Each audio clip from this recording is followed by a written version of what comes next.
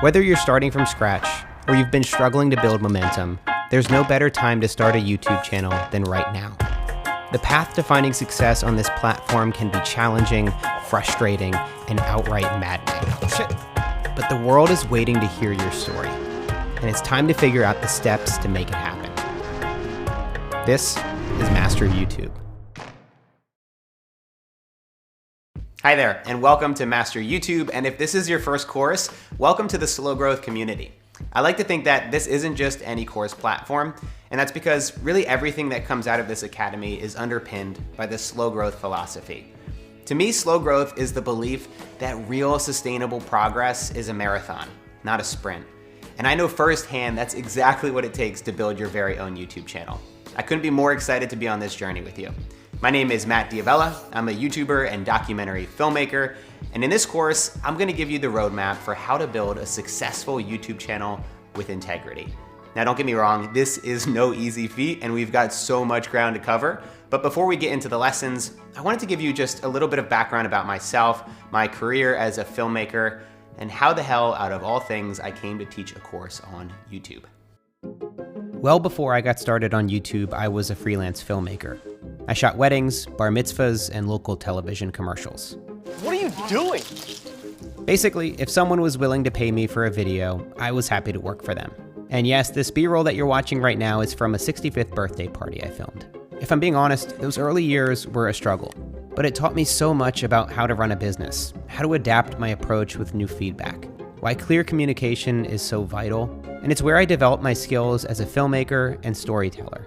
For over 5 years, I inched my way up from filming birthday parties to working on creatively fulfilling projects with clients that I loved. Freelance filmmaking put me on my first flight at 18 years old. It took me all over the country and had me shooting with some iconic companies like Airbnb, Reebok, and Uber. I was so fortunate to be making videos for a living, but there was still something deep inside of me calling me to push things further. And so I decided that I would take the biggest leap and greatest risk of my career. I dropped everything and hit the road, investing $10,000 of my own money into my first feature-length documentary. Awesome, nice to meet you. This is Matt. He has a big camera with him. It's not that big. What can I say? I've never been one to brag about the size of my camera. I seriously had no expectation of it doing well. If it was seen by a few thousand people and I made my money back, I'd be more than happy. It was just one of those things that I couldn't not do. And I poured everything I had into this project. I worked from 7 a.m. to 9 p.m. eating nothing but peanut butter sandwiches and drinking black coffee. Not a diet I'd recommend, by the way, but I felt like I was working on a project that was bigger than myself, and it deserved everything I had. As we drained more time and money into this project, and I lost my last bit of sanity with it, we finished the film just before our deadline. And while I would have been happy with a participation award at a local film festival, something unexpected happened. The film went to #1 on iTunes, it trended on Netflix, and tens of millions of people all over the world watched it. It was mind-blowing and opened up my eyes to the possibility of what one person could create with a laptop in their bedroom. This was a huge moment for me as a filmmaker, and it completely changed my life. And one of the ways that it changed my life was that it gave me the confidence to take a step back and ask one really big question. If I could do anything with my life, regardless of money, what would it be?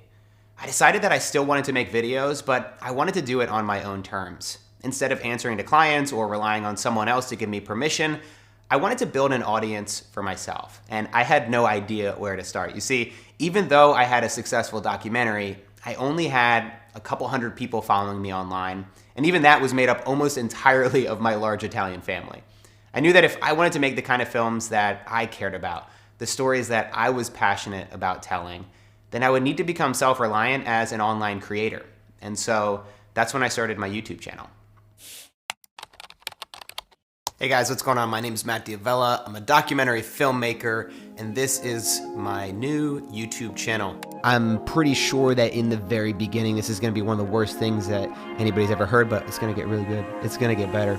Those first few months were exciting, but I also faced resistance. Self-doubt was always lurking in the background, telling me that I'd never be good enough, that this wasn't gonna work out, that I was a fool for even trying.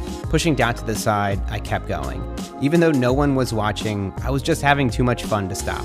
I'm not sure where to look, I'm not sure what to do with my hands. And so I continued to show up every day to make the best possible videos I could. Some of the videos I made sucked, and some were pretty good. I used those early days to experiment as a storyteller. I used whatever resources I could find to get the job done, and I didn't let excuses get in my way. Oh my God, these shots, this has been a whole day thing. And then I started to see some breakthroughs. So we're looking at, I went from about 120 to 130 YouTube subscribers to today, literally overnight, I had 475.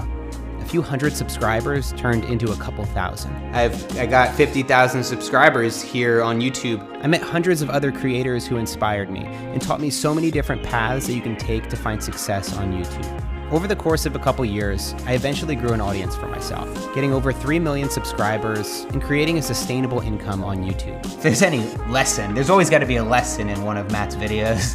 The lesson would be, just keep trying to do better. Thanks for watching. See you next time. But the best part, I wasn't just making videos that scratched a creative itch. I was making videos that filled my soul and gave me a sense of purpose.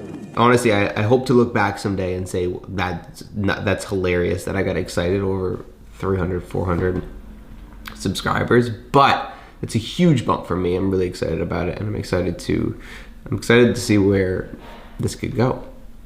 And this road has brought me right here to teach you everything that I've learned over the past few years about how to build a YouTube channel that you're proud of. I want to show you how to create meaningful content. I want to help you express your voice and share your story. And I want to help you connect with other inspiring creatives to take that leap towards the creative career that you've always dreamed of. So what do you say? Let's get to work. If you want to get an even greater understanding of the steps I took to make my first feature-length documentary, Minimalism, I have a free 6-part series available on YouTube. It's called Making Minimalism. You'll be able to find the link to that series in the resources below this lesson. This series, by the way, was one of my first big projects on YouTube that helped me to get my first few thousand subscribers. I'll talk more about it later on in the course. I also have a video on YouTube that I made recently detailing how I got both of my films onto Netflix. That video is in the resources as well.